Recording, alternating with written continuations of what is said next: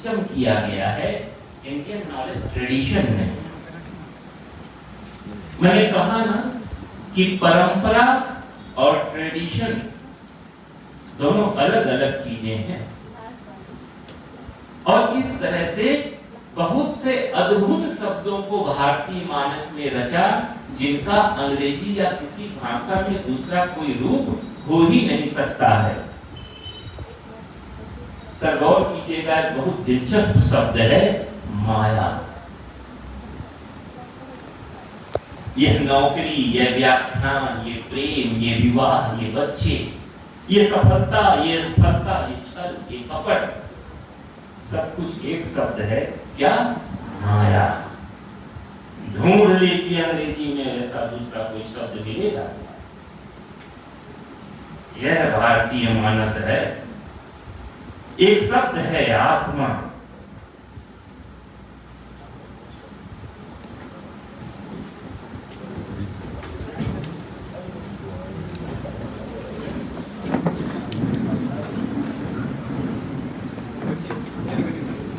एक शब्द है आत्मा।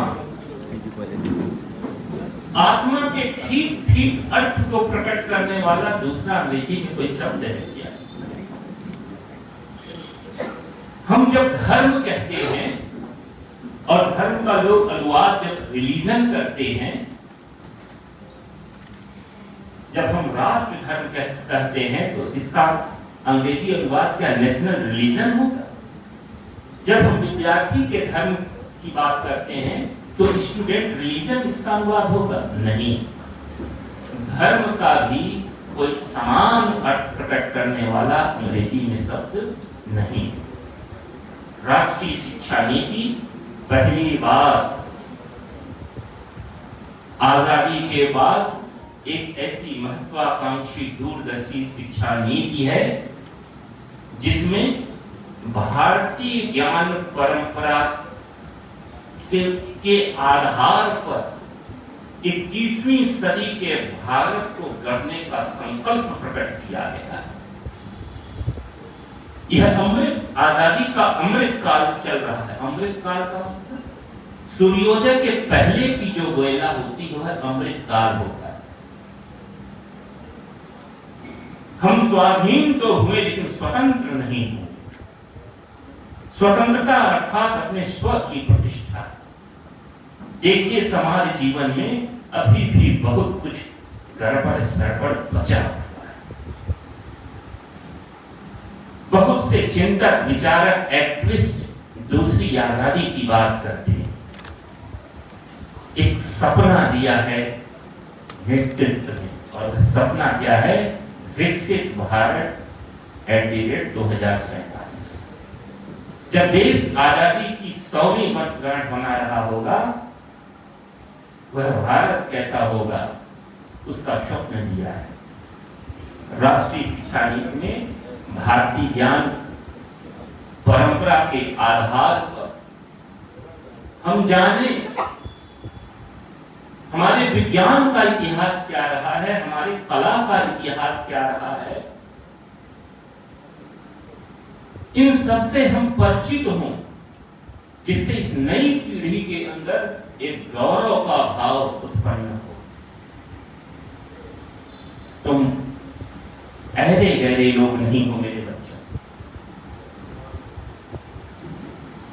मैक्स मूलर के एक कथन से, एक उदाहरण से मैं अपनी बात समाप्त करूंगा। तुम्हें गर्व होना चाहिए, हमें गर्व होना चाहिए कि हम इस देश के वासी हैं। एक बहुत समृद्ध विरासत के वाहक बनने का हमें सौभाग्य मिला है। मैक्स मूलर लिखते हैं, उनकी एक किताब है what can India teach us. 1882 में वह आईसीएस के नए प्रशिक्षुओं के सामने 4 लेक्चर दिए थे। वो लिखते हैं, आप अपने विशेष अध्ययन के लिए मानव मस्तिष्क के किसी भी क्षेत्र को चुनें, चाहे वो भाषा हो, धर्म हो, मिथक हो, दर्शन हो, चाहे कानून हो, या रिवाज हो, आदिम कला या आदिम विज्ञान हो, हर जगह आपको भारत जाना होगा। चाहे आप उसे पसंद करें या ना पसंद करें, क्योंकि इंसान के इतिहास की कुछ अत्यंत मूल्यवान और अनुकरणीय सामग्री में से कुछ का कोष भारत में और भारत में ही है, एकमात्र नहीं। जैसे तत्व चिंतन की जो मैं बात किया था, वैसा विशद,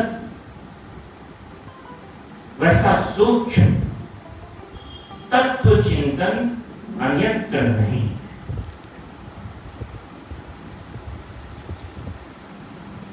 मैं अब आखिर में अपनी बात यही समाप्त करता हूं और भारतीय ज्ञान परंपरा का जो मूल वाक्य है, अथर्ववेद का जो महावाक्य है,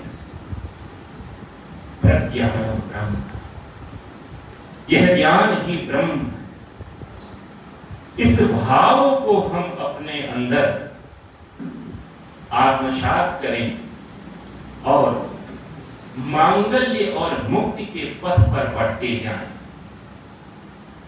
उमेश भाई, दो बीज शब्द है भारतीय ज्ञान परंपरा को समझने, पूरे समूचे वांग्मय को, और वह दो बीज शब्द हैं मांगल्य और मुक्ति। मांगल्य मतलब शुभ। ऋग्वेद से लेकर के स्वामी प्रेमानंद का देखिए जो अखंड परंपरा प्रवाहित हो रही है, इसमें मंगल की खूब बात की गई है। झूठ कहते हैं लोग, आधा अधूरा कहते हैं लोग कि भारतीय मानस से परलोक चिंतन में ही लीन रहा है। पढ़िए वेद को, ऋषि क्या मांग रहा है, बार बार ओजस्वी और तेजस्वी जीवन की अब के लिए देवताओं की अभ्यर्थना कर रहा है। जीवेम शरद शतम, 100 वर्ष तक जीने की कामना कर रहा है। यह क्या है? मांगल्य है। मंगल सिर्फ मेरा ना हो, सभी का हो, यह भाव। और मुक्ति, अन्य ज्ञान परंपराएं स्वर्ग नरक से ऊपर नहीं उठ पाती हैं, और हमारे यहाँ मुक्ति, जिसे मोक्ष कहा गया है, यह स्वर्ग नरक से कुछ अलग ऊपर की चीज है। बौद्ध परंपरा में वही निर्वाण है, जैन परंपरा में भी कैवल्य है, अन्यत्र है अमृत तत्व है, कहीं अपवर्ग है। यह मांगल्य, यह मुक्ति ही भारतीय ज्ञान परंपरा के दो बीज शब्द हैं। तो प्रज्ञानम ब्रह्म, हम कहते हैं ज्ञानी को हमारे यहाँ आत्मज्ञानी कहते हैं। अपनी आत्मा को जानो, अपनी आत्मा को जान ले तो सब कुछ जान लेते हैं, उसके बाद कुछ भी जानने के लिए शेष नहीं रह जाएगा। इस नाते प्रज्ञानम ब्रह्म, इस भाव को हम अपने में आत्मसात करें। आप लोगों ने सुना, और देवांगन सर ने आज के समय के, आज के बौद्धिक समय के सबसे चर्चित विषय पर यह आयोजन कराया। आपको हृदय से साधुवाद और आप सभी के प्रति आभार। धन्यवाद।